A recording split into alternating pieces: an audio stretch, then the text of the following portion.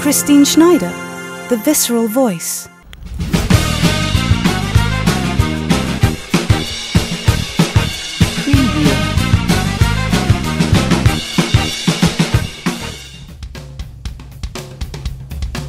Welcome to the Visceral Voice podcast.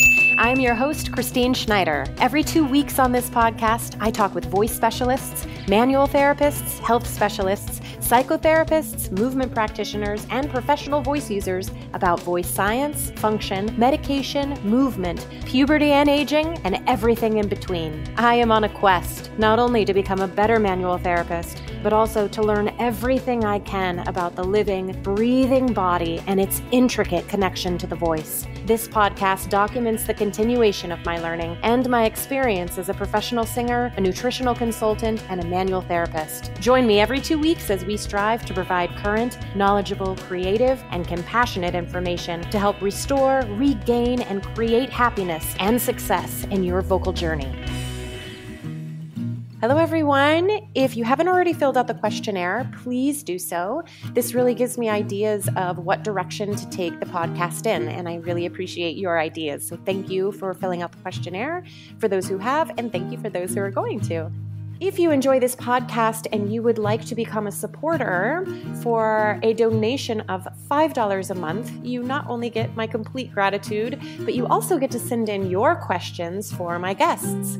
You can find a link for Patreon in my show notes. Thank you so much for considering becoming a supporter of the Visceral Voice podcast. I am very grateful for your consideration. I hope that you continue to enjoy the episodes. Please give me your feedback, and I look forward to hearing from you. Ingela Onstad is a classical soprano, voice teacher, licensed mental health counselor, and anxiety coach for performers. Her coaching business, Courageous Artistry, supports performing artists in their quest to perform at the top of their abilities.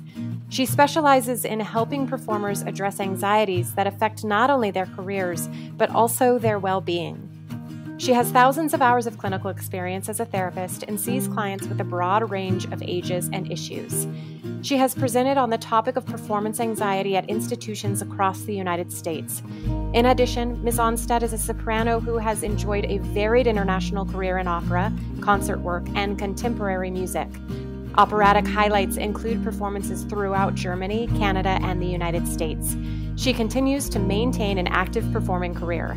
Find out more about Ingela at www.courageousartistry.com. I am very excited to bring you my conversation with Ingela Onstad on anxiety coaching for performers. Hi, Ingela. Welcome to the podcast. Hi, Christine. Thank you so much for having me. I'm so thrilled to have you. My good friend and colleague, Christine Estes, who's very well known in this community, introduced us. And once I saw everything that you are doing, I was just very, very excited to have you on the podcast and to talk to not just the performers, but also the teachers and the speech therapists and laryngologists and all of the community who listens to this podcast. And especially right now during this time, I think that this topic is incredibly important. And I'm really, really grateful for you to be on the podcast today to discuss anxiety. Yes, my favorite topic to talk about. Yeah, Having a so moment right now. now, you are a professional singer, a voice teacher, a licensed mental health therapist, and a performance anxiety coach.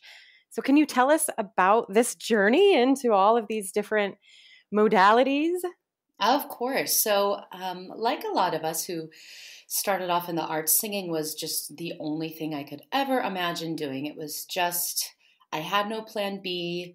I remember saying to a sort of surrogate aunt of mine when I was about 11 years old at a dinner with her, she asked me what I wanted to be when I grew up, and this thing just came to mind. I want to be an opera singer. And, I knew nothing about opera at the time. I had been studying instruments, and there's a lot of people who do classical music in my family, so I was slightly familiar with opera, but I don't even think I had attended an opera at this point. And it was just, I wanted to sing, and I thought opera was it for me. And so I studied voice and graduated from high school. I ended up at McGill University in Montreal, which is where I met our mutual friend, Christine. And I got my bachelor's of music. And after that, about a year after that, I ended up moving to Germany I was married at the time to a man who's from Germany, and we're no longer together. I'm remarried now. But he and I were together for about a decade, and I lived over in Germany for the better part of a decade. And when I first got there, I wasn't singing right away. I was just getting my feet under me. I was very young and relatively inexperienced, didn't have a master's degree, didn't know where to begin in the German opera world or in the European opera world. But eventually I did some auditions, and I got a few positions for starting off in chorus of an opera house, the pro chorus, and then I moved on to soloist work later, and ended up doing a lot of that for my probably last 6 years in Germany. And then after we got divorced, I sort of thought, well, I'm planning on staying in Germany. And then after a while, I decided, maybe I really do want to be at home. So I came back here to the United States, and I decided to get a master's degree in voice because I didn't have one yet. And I thought maybe I wanted to go to the academic route. And I honestly, once again, had no plan B my entire life. So I thought, well, I'll just stick with what I know for now. I'll get a master's in vocal performance, and I'll see what develops out of this. And during that time, I realized academia was not going to be for me. I didn't want to move somewhere else to pursue a DMA. I fell in love. I got married.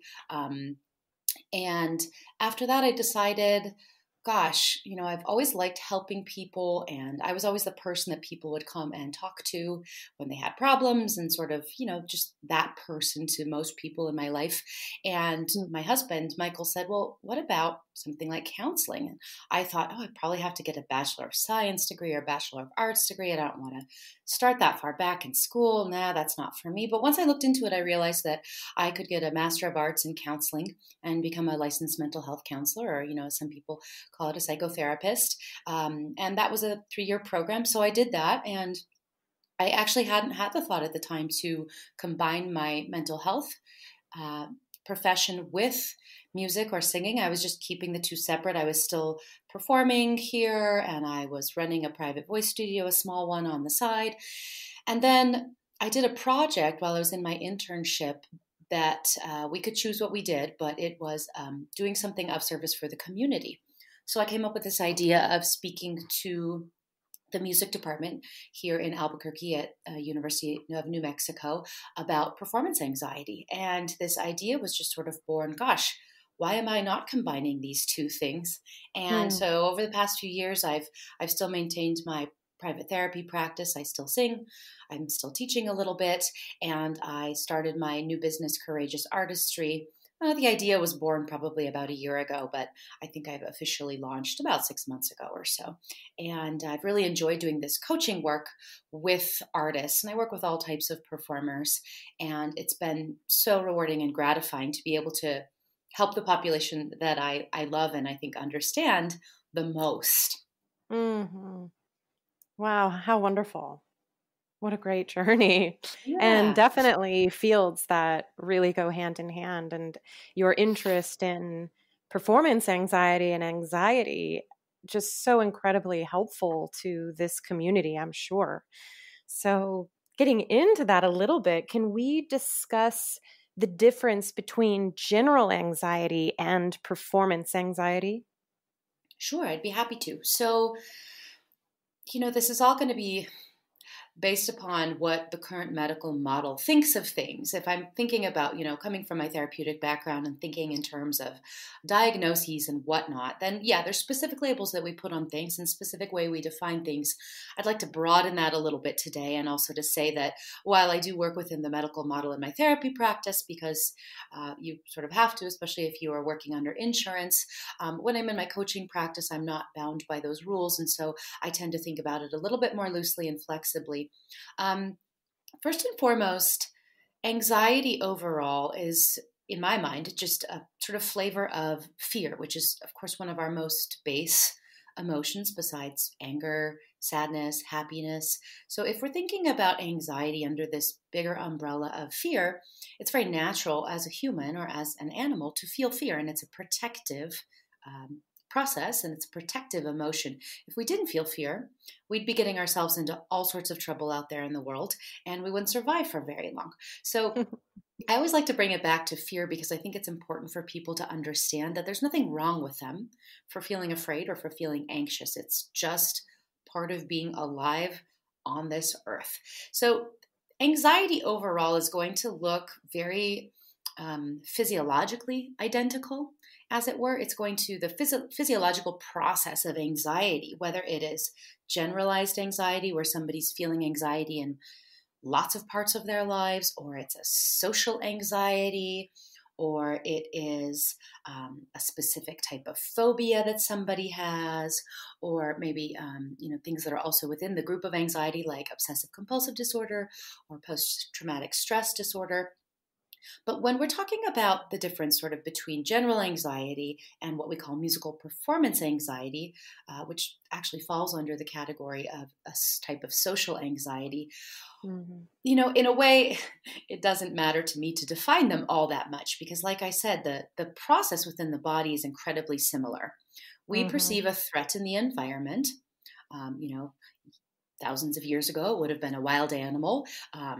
For some populations on this earth, it's still going to be that way. And we are going to try to protect, our body's going to try to protect itself. So we're going to go into fight, flight, or freeze response. We're going to be flooded with stress hormones. We're going to be filled with energy and tension in an attempt to either run like the wind or to have to fight off this threat or to just freeze and play dead, hoping that we will survive this attack. So all of this to say, with any type of anxiety disorder, any type of anxiety that we feel, not necessarily a disorder, our body is going through the same process that it's gone through for eons. Yet the threats in our environment have changed greatly, right? So most of us, at least people probably listening to this podcast, are no longer fighting such immediate threats like wild animals. Yet we may perceive the audience as being a threat. We may perceive a teacher and their opinion of us as being some type of threat in terms of this is, not very good for my well-being if they don't think highly of me. So, like I said, it's all based in fear, but essentially the triggers, what triggers our anxiety, what triggers our fear is going to look different for every single person.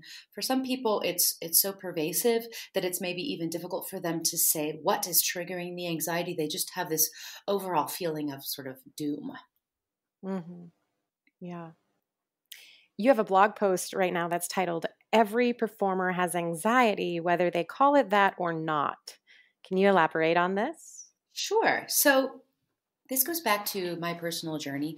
And if I remember correctly, it's a personal blog post, just speaking from my own personal experience. I'm not a person who necessarily would have labeled myself as anxious. Throughout my life, I wouldn't have said, gosh, I'm such an anxious person, or I really feel anxiety about this. Overall, growing up, I think I had pretty generally good coping skills and, came from a loving and supported background. And so I wouldn't have used the word anxiety to label how I was feeling. And it's been interesting for me in my journey of my own personal therapy, but also being a therapist and then working with clients of all ages and issues as I still do in my practice, but then also focusing on performers, to realize that the way I view it now is just through a completely different lens. So I don't say that I had an anxiety disorder or that I had some type of social anxiety or social phobia or anything like that. I look back now and I see that anxiety or fear really was at the root of a lot of self-esteem issues, just overall, but also as a singer.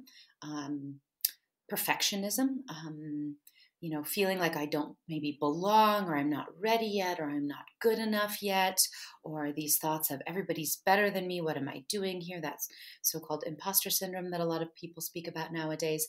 So I would venture that anybody who puts themselves out there in a really big and personal way to be judged by an audience, hopefully favorably, but we go through this entire process in our education where we are being constantly judged because we need to be judged in order to get better. So that judgment is both necessary, but it's also, it can be really negative for us. And we can be left with a feeling of always being less than, or never being quite good enough, or quite ready enough, or, not as good as so-and-so. And so when I look back at my own personal journey, like I said, I can't identify, panic attacks or anxiety attacks or anything like that. But I can identify overall anxious patterns of thinking that then resulted in anxious behavior. Because anytime we're thinking or feeling a certain way, likely it's going to affect then our actions and how we behave, both, just as a regular person, but especially as an artist. Mm-hmm. And what are different ways that performers might experience anxiety? So, the way I see it, we're going to experience anxiety first and foremost in our physiology. Like I said, with the fight, flight, or freeze response happening, and the sympathetic nervous system becoming incredibly alert or aroused. Then we're also going to have, and it might be hard to kind of untangle where it all begins. And I would say for every person, it's going to be a little bit different, and maybe it doesn't even matter where it all exactly begins. But just to say, all of these areas that I'm about to talk about are very much interconnected. So we have the physiological part of it, where we are flooded with stress hormones, and our hearts are racing, and maybe our mind feels kind of fuzzy, and maybe we're sweaty and a little bit shaky, and the butterflies in the tummy and all of that stuff that we all have experienced before and know about. Then we also have the cognitive level. So we have possibly a lot of negative cognitions, what we might refer to in my community as distorted patterns of thinking or distorted beliefs, or negative cognitions, whatever we want to call them. Sometimes I just call them garbage thoughts, things like I'm not good enough, I'm going to fail, they're all going to think my high note wasn't good, whatever it may be. And we're also going to have an emotional result. We're probably going to feel afraid, which oftentimes we can locate in our body. We can locate where these emotions are, and we don't always know the origin of them, but we can sense that they're there. Especially, my belief is that most of us performing artists, generally speaking, are fairly in touch with our bodies, hopefully, and we can have these sensations that are of course, the somatic sensations of our feelings. And then we're also going to have the behaviors, which is sort of the result of what the body is doing and what the mind is doing and what the feelings are doing. And then we're going to act in certain ways or not act in certain ways. So I sort of think of it as this interconnected cycle of the physical, the mental, the behavioral, and the emotional. And it's also going to come out then, depending on the performer, it's going to come out in specific environments. So this is this whole new category of maybe what we might call the triggers or the threats in the field or the environment, as it were. So for some people, it's going to be auditions. I'm raising my hand here. I've always hated auditions, always had maybe the most mental chatter and negative cognitions and high physiological arousal for auditions. And I think it's that way for a lot of us performers. For some people, it's going to maybe be a show. If perhaps the rehearsal period has gone poorly, or there's a critic in the audience that they know about, or something like that. For some people, it might be in rehearsals. It might be in lessons if you've had a negative experience with a teacher, or you feel like you're maybe not pleasing them in some certain way, or you feel like there's been some damage to the relationship somehow. For some people, it's going to be when they go into practice on their own, that they're going to walk into the practice room with a lot of baggage already and a lot of things that are going on that oftentimes are hard to untangle. So, and then, like I said before, the behaviors in which this all results in can be things like, we start being really perfectionistic, or we start avoiding things. We start procrastinating. We start controlling our behaviors or having controlling types of behaviors. Maybe we then are also experiencing a lot of self-doubt or imposter syndrome. So, I think a lot of people nowadays speak about anxiety and the different ways they experience it, but I always like to point out to people that I work with that anxiety might pop up in ways that you haven't been able to label as anxiety yet. It might be sort of like I said, self-esteem issues, or being really perfectionistic, which is both incredibly necessary in a performing field because you have to be really, really, really, really good to rise to the top. Yet it can also then result in maybe avoiding something or procrastinating on something because we feel like we're not good enough yet. Once again, sort of raising my hand here, calling myself out. This is one of my things that I still constantly have to work on. Yeah, so I hope that better explains sort of all the different ways in which anxiety can crop up, both in the ways that we all can identify and the ways that might be a little bit more kind of sneaky or pernicious. Hmm. Something that was really interesting to me in my own performing career was that I had ideas that once I was in a longer run, I would be less anxious, that the more I was able to perform something, the more I got out there, the less anxious I would be. And I was very surprised in my life. This is certainly not true of many, but in my life, my my anxiety actually got worse as I got better. So, one, I was doing more professional work. So, there was more expected of me, or better performances expected of me. But also, in a longer run, if I had been doing it for maybe 4 months and all of a sudden I'm not feeling well, maybe I'm just a little under the weather and I miss a note or miss something, and then all of a sudden that section becomes a heightened anxiety.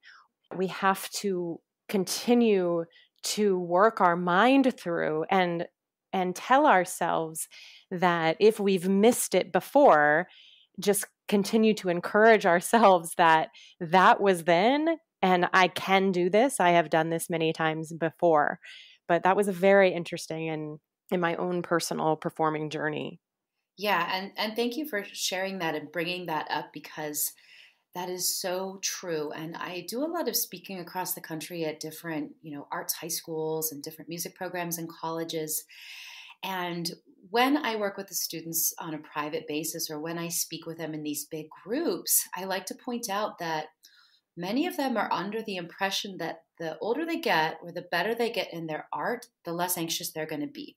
That they're only anxious because they're young and they're trying and they're sometimes failing and all of this. And I say right at the beginning of the talk I give every single time, if you believe this is just going to go away or get better as you get older, you may be in for some very, very bad surprises along the way, because I fully agree with you. The older we get and the higher levels we rise to, the more we have riding on this, right? This becomes a much more existential fear because we can't pay our mortgage anymore, or we might not be able to pay our rent, or we might lose the esteem of our professional community. And I don't know what your experience was, but I saw a lot as I was in my professional career, both, speaking from my own perspective, what I was willing to communicate and able to communicate, but also how I interacted with others, even people with whom I was very close.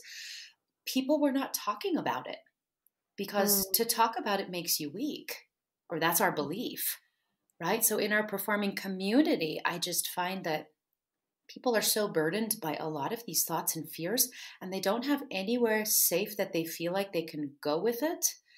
And so a lot of it just ends up they end up coping with it in some way, shape, or form. And it might not be the healthiest way, and they might be suffering a lot more on the inside than they perhaps even recognize and or are willing to admit to anybody else. I'm not sure what your experience was with that, but I saw that a lot, that people would act like everything was no big deal. And, you could just see or sense that that was not the case. Hmm. I've experienced a couple different avenues with this where one show, because I was quite open about my anxiety, and in one show, I felt like people were waiting to watch me fail. Mm. And then in another show, I was trying to perform without taking Inderol. And I had the entire company behind me. Everyone, every time I was on stage and off stage, on the times that I was like, okay, tonight I'm not taking this. And they were like, we are here for you. And they just had my back and they were so incredibly supportive. My perception was that in one, it was like, ooh, just watching to see if I would crumble.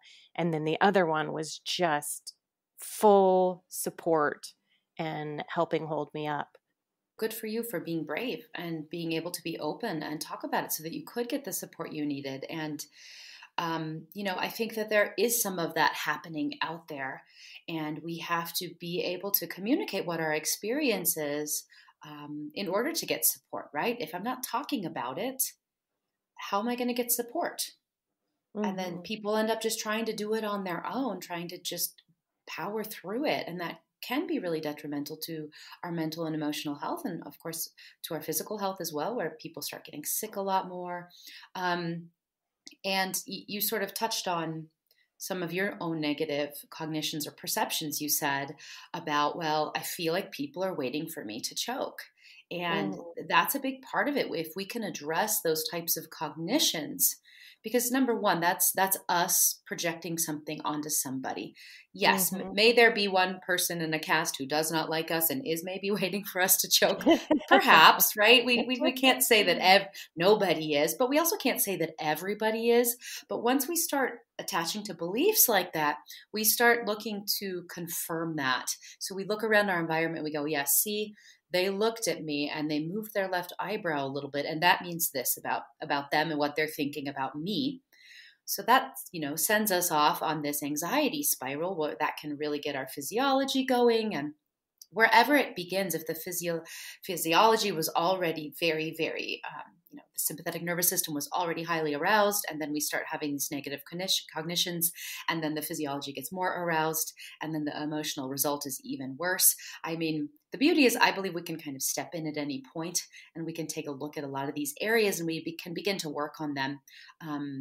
But I'm happy to hear that you are out there in a professional way, being able to have a supportive experience and still feel like you could be an artist who had anxiety, because I mean, I just fully believe that we all do. How could we not? How can somebody step on stage night after night for thousands of people, and not experience that is somehow some type of threat? And it's also a huge rush, incredibly beautiful, incredibly fun, and we love it more than anything. But there's a lot that we have to lose by putting ourselves out there in that way. So we might as well just be real about that. Mm-hmm. Absolutely. So, what are some of the mainstream techniques for dealing with anxiety, and what are your thoughts towards the efficacy? Well, so I kind of believe that we could group it into maybe kind of the conventional wisdom category, I might call it, Mm-hmm. and then maybe the professional wisdom category. So I'll start with the conventional, because there's a lot of ideas out there. And in my community, the classical music community, at least at the time I was training, um, you weren't really told much about it. You were told things like, platitudes such as, you think of the audience in their underwear, or people would say, oh, well, don't be scared because XYZ. Don't be scared. You're really good. Don't worry about it. They would sort of dismiss your feelings. And of course, this was in an effort to help. They didn't know any better either. They had probably not been treated any differently. Perhaps they had been treated even more coldly. So, there's a lot of this idea of just don't think about it, or just don't feel that way, as if it were that easy to control. There's the idea, well, you just need to practice more. And that's your problem. You just haven't practiced enough. And I will, insert a huge caveat here. Yes, if you're not practicing enough, you're going to feel anxious because you don't know your stuff. And we all know from, anybody who's worked on a professional level, you really need to know your stuff inside and out. You need to be woken up in the middle of the night and just be able to, sing the whole opera front to back while half asleep. That's how well you need to know things. But I think sometimes it can turn into this sort of blaming type adage from someone. Well, you obviously aren't well prepared enough, and that's why you're nervous. I've heard some people say this to people before, which is why I bring it up. And then I think a lot of us just sort of try to, maybe if we have anxiety, we believe that we could just think our way out of it, and then we get stuck in these cycles of what we call rumination. And I love the word rumination because it comes from ruminant, as in ruminant animals like cows who have multiple stomachs and chew their cud over and over and over again. So I see a lot with my anxious clients, or my clients with anxiety disorders in my therapy practice, that there tends to be a lot of rumination going on. And it's not that they, sat down and thought, if I just kind of think about this over and over and over again, then I can figure it out, or it'll stop. It tends to just be this process that takes on, it just has its own energy and can be, before they even realize it or have pinpointed it, there are a bunch of garbage thoughts just going in the mind like a hamster on its wheel. So although we can learn to think differently, I don't believe that anybody is trying to be anxious or that they are not bright enough to figure it out. They need more skills. So those are sort of the conventional wisdom or platitudes that I think are often thrown around, and I don't think they're very efficacious. So if we're talking about more professional wisdom and efficacy there, I really think that there are so many things that can be incredibly efficacious, and I'll just list off a lot of them without getting into them too much because that would take us all day. And I do believe that any of these can be helpful, and I'll get into a little bit of what I think could be most helpful for people. But there's always, of course, talk therapy. So if you haven't considered that before, I urge you to consider it. Also, if you haven't considered it before, or if you have been in therapy before, you need to be aware, you might already be aware, that not every therapist is going to be for you. So if you don't feel like you click with the person or you don't feel like it's really helping, you are free to find someone else. Mm-hmm. I mean, in a way, it's kind of like dating. If you don't feel that there's that energy or that chemistry there and that you want to tell this person what's really going on with you and you feel heard and seen and understood and supported, then keep looking. Now, little professional caveat there. Sometimes when people say, well, I just can't find a therapist for me, I often wonder, are you ready for therapy yet?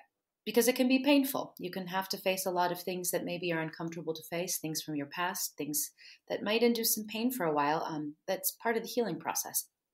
So talk therapy, there's obviously medication, which a lot of people know about. This is a very personal decision, something to be consulted. You consult with your doctor with, consult hopefully also with a therapist. My dream for people is that they're taking medication in conjunction with talk therapy and other methods. And so that's my hope, is that it's coming from a more well-rounded perspective as opposed to just being handed a prescription. There are things like exposure therapy where you are sort of trying to simulate perhaps an audition experience or record something, and then you can practice other coping skills as you're doing that in order to learn how to de-escalate yourself in the moment and to activate, the parasympathetic nervous system, which is responsible for rest and digest, which is the part of the nervous system that needs to be more online when we're in anxious situations so that we can bring our heart rate back down, bring our breath rate down, etc. Mindfulness or meditation, any types of techniques like that can be incredibly helpful. So I really recommend exploring that and building it into our daily lives if possible. It's really important to just in general feel heard and to feel like your experience is normalized. And so that can be maybe sharing with friends or other colleagues to know that you're not in this alone and this is not an abnormal way to think or feel or behave, that a lot of us are going through this. And if we can talk about it, we can feel like, wow, I'm not crazy. This is part of being human. There are therapies like cognitive behavioral therapy, which is a therapy that really gets into looking at our cognitions. What are our thought patterns? What types of, quote unquote, as I say, garbage thoughts are we having? And how can we reframe those? How can we sort of argue with those types of thoughts, learn to look at the world in a different way from the perspective of our thoughts? There is, using visualization, which can be very powerful for people. If people are feeling a lot of trauma around their performing and a lot of activation and feeling very triggered, they can look into more advanced techniques such as biofeedback. You can do this with a professional, or there's also products available from a place called the Heart Math Institute, and you can learn to do it on your own. There is always EMDR, which is eye movement desensitization and reprocessing, which is a therapeutic school or modality that you would use with a professional. And this has to do with reprocessing trauma that gets stuck in the body. A lot of people have heard of EMDR nowadays. So I think it's worth exploring because I think a lot of us can have a lot of what we refer to as little t traumas around our performing. I mean, I personally can still recall performances where if I think about it and put myself back there in that moment, I can feel that rush of emotion and just that heavy, scary, sad feeling in my body because something went poorly or somebody judged me harshly. So, we could argue that is trauma that's stuck in the brain or in the body that could use reprocessing. I'm also a big fan, just in everyday life, of using EFT or tapping, which a lot of people are Mm-hmm. familiar with. There's lots of good instructive videos on YouTube for tapping. You don't need to be licensed to tap. I shoot a video to some of my clients and just, have a person on YouTube walk them through it. It's called emotional freedom technique. So I know I'm throwing a lot of things at you right now, and I believe that any of these can be successful, but they really just need to be used and they need to be experimented with. Mm-hmm. Great. That was a lot of information. Thank you so much. Sure. So my next question would be, what are 3 techniques you recommend for dealing with performance anxiety? Although you just covered many of them. Well, I can kind of maybe take a different lens on this question, because all of those techniques I mentioned are all things that I've tried with myself. I've tried with my coaching clients, with my therapy clients. Any of those can be powerful. We're all just so unique, and we have such unique ways of viewing the world and unique needs, unique situations, things that maybe we're more open to or less open to. Some things I didn't even mention, like energy work, such as, Reiki, or chakra balancing or things of that nature. Yoga, of course, can be helpful. So what I'd say for 3 techniques that maybe people, if we're going to boil it down, that people really need to be aware of is, number 1, they need to gain more awareness and education around their anxiety in general. They need to understand how it works in the body, how it affects us on all of these different levels, also, on a spiritual level. Mm-hmm. And just to kind of educate themselves. There's so much, of course, self-education we can do nowadays online. It's just amazing. People you can follow on Instagram who are amazing, and YouTube videos and all sorts of articles and books and all sorts of things. And, obviously the whole entire professional community around this. So gaining awareness, I think, is the first step. And that oftentimes takes looking at ourselves in the mirror and admitting, this is a problem for me and I would like help with it. And then I think sort of the second technique is, or the second step in this process is, we have to create some type of plan. We have to experiment with some of these things. We have to, I'm a big fan of building a ritual, having some type of thing that we do on a hopefully daily basis to help manage some of our fears if it's becoming a big problem for us or very overwhelming, and that we don't just wake up on performance or audition day and go, oh no, I feel terrible, what should I do? Because by then, if we're thinking of anxiety as a scale of 1 to 10, if an audition day your anxiety is already at 7 or 8, good luck trying to get it reduced to a 4 or 5 if you haven't been already practicing and developing skills and tools. So I think this is where the last step comes into play. We really need to make a commitment to ourselves and to our own well-being and our mental health. And we need to realize that, we've put so much time into our craft. Why have we not put just as much time into developing our toolkit around our craft, so that we're not just left, standing there stricken in some type of performing emergency state going, well, I don't know what to do now, or somebody told me to take a deep breath, but that's not working. Great. Before we move on to my signature questions, we are actually recording this interview in a time of great uncertainty. There's a lot of fear and heightened anxiety. We are currently staying home in our homes, some of us completely alone, social distancing and self-isolating because of the COVID-19 virus. Do you have suggestions on how to work through our anxiety, not just as a performer, but as humans experiencing this global crisis? Yes. And, this sort of gets back to this root of anxiety, which is our fear. And this is rooted in our existence, right? Right now, many of us are having the experience that our very existence feels threatened. Our health, our livelihoods, certainly. So many people are experiencing so many financial difficulties right now, which all ties back once again to these sort of more existential questions. We're feeling, I think, really lost, really untethered, in a sort of permanent state of alarm. I saw somebody mention online the other day, another therapist saying, she said something along the lines of, I was already using my coping skills on a daily basis before this happened, just to manage the anxieties of everyday life, which is part of being human, whether you're a performer or not. And she said, you better believe that right now, in a crisis like this, where my anxiety levels are ramping up, that I am employing all of my coping strategies, that I am taking time to do all of these things.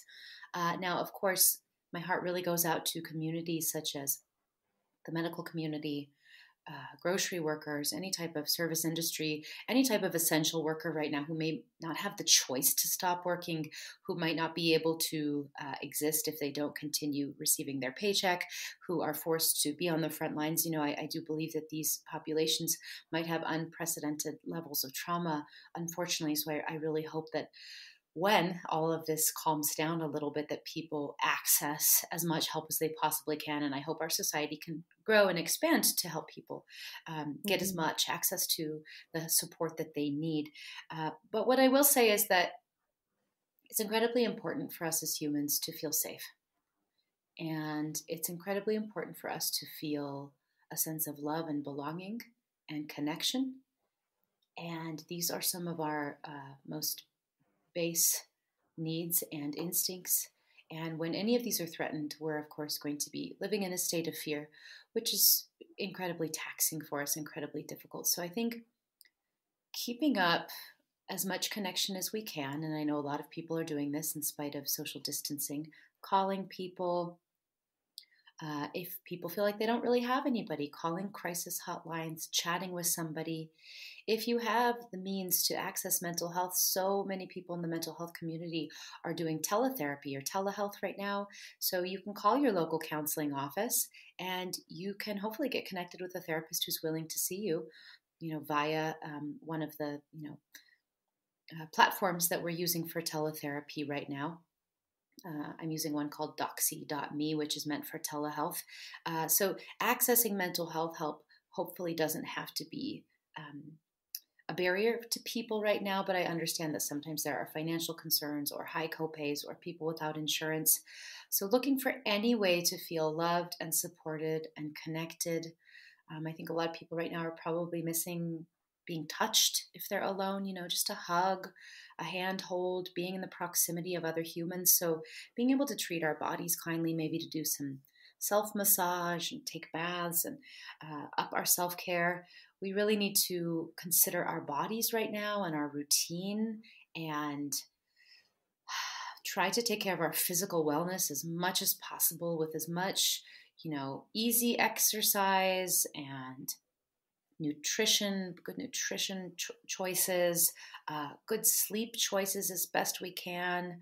And I think a lot of people are probably putting a lot of pressure on themselves right now to make this be some time of, being ultra productive and I'll accomplish all these tasks and goals.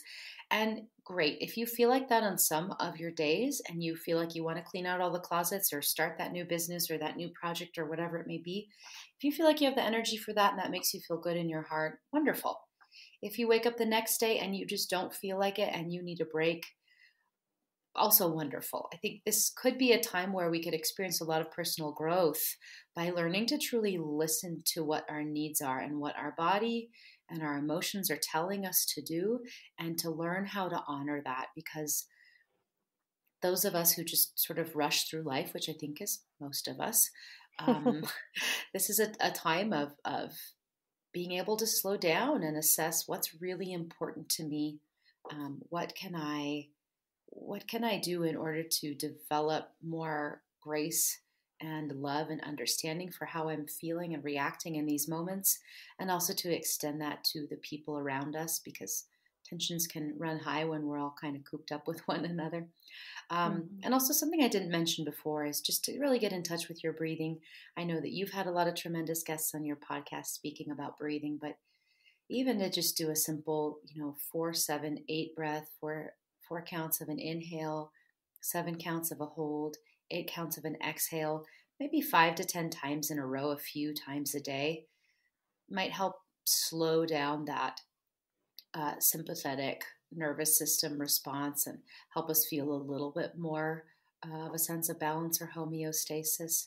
So yeah, I know that that's a lot of things, but I think it's probably going to come from a lot of directions. And I just hope, I think in my heart of hearts, that people can show themselves love and understanding at a time like this, because the levels of crisis are really unprecedented for many of us. Mm-hmm. Thank you. Okay, moving on to my signature questions. What is some advice that you would like to give to an aspiring young performer? Well, I thought back to my young self as I was managing all of this, and obviously through my professional bias right now, I just see how I lacked an adequate toolkit for dealing with all of the emotions and the thoughts and the behaviors that were coming up. And so, my advice to young performers would really be to take your mental and emotional health as seriously as you take your craft. If I think of all the hours that I have spent and all the money and time I have spent studying my craft, and then I think about what time and energy I devoted to developing how I feel about my craft, how I cope with situations, I mean, it's just, I spent an infinite amount of time on one category and, 2 minutes on the other. Great.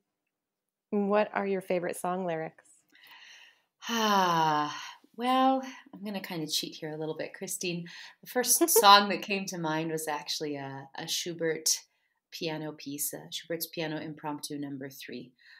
And so I'll call it a song without words. But then, as I was thinking along those lines, that's been a piece that's always meant a lot to me. And the other piece is another piece by Schubert called An die Musik, which is an ode to music, and it speaks about how music can be there for us in our darkest times, which I think is especially true right now. Mm. What is something new about the voice that you learned this week? Ooh, I had a really cool conversation the other day with a newish friend, and she was talking about her TMJD and how she's been visiting a dentist who specializes in it, and how she's now wearing lifts in one of her shoes because it's related to uneven leg length. And that blew my mind. I mean, I was like, wow, I had never heard of that treatment for TMJ before. That's so cool. Yes, you have to look at the whole body. That's right. Cool. What is the most delightful word you can think of? Serendipity. I love the way it sounds, and I also love the meaning. I think it just sounds I just love the sound of it. I could say it over and over. What are you currently learning? Well, through this, global crisis of COVID-19, I think I'm finally learning how to slow down a little bit.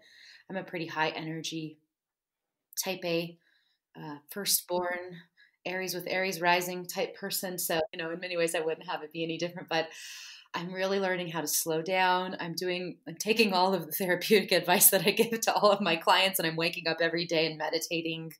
I am journaling. I am stretching. I have my yoga mat laid out in my studio. So in between telehealth sessions, I lay down and I do some stretching because I find my body to be carrying a lot of energy from my clients right now.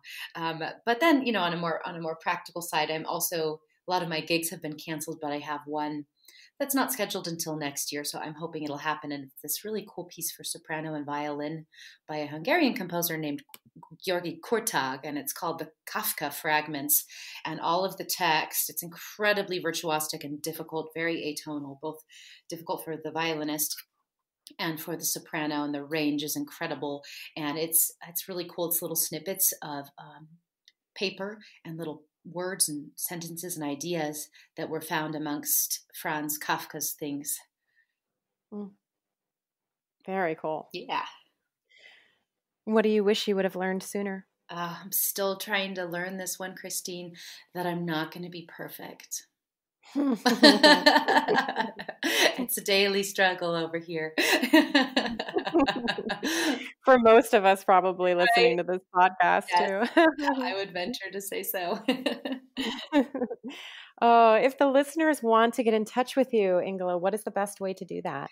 Yeah, so I'm I've got a website both for my as an artist, www.ingelaonstad.com. My name is spelled Ingelaonstad. And then I also have my website for my business. That one is www.courageousartistry.com. You can email me at Ingela, Ingela, at courageousartistry.com. And I'm also on both Facebook and Instagram as at Courageous Artistry. So if you either look up my name or Courageous Artistry, you're going to find me. Amazing. Thank you so much for coming on, especially during this time where we're all, I think, feeling heightened anxiety, and talking about this very important topic with me today on the podcast. You are so welcome, and it's been so wonderful talking with you, and such an honor. And if any of what I said today helped even one person out there, then I will have done my job. So that's what I hope. Absolutely. Thank you all for listening. If you enjoyed this podcast, please share it with those you know. You can also subscribe, rate, and write a review. If you want to connect with me, you can now find me on Instagram under The Visceral Voice. You can find me on Facebook under my name or under Lifelight Massage, or you can check out my website at lifelightmassage.com. Please join me in 2 weeks for another wonderful conversation on The Visceral Voice.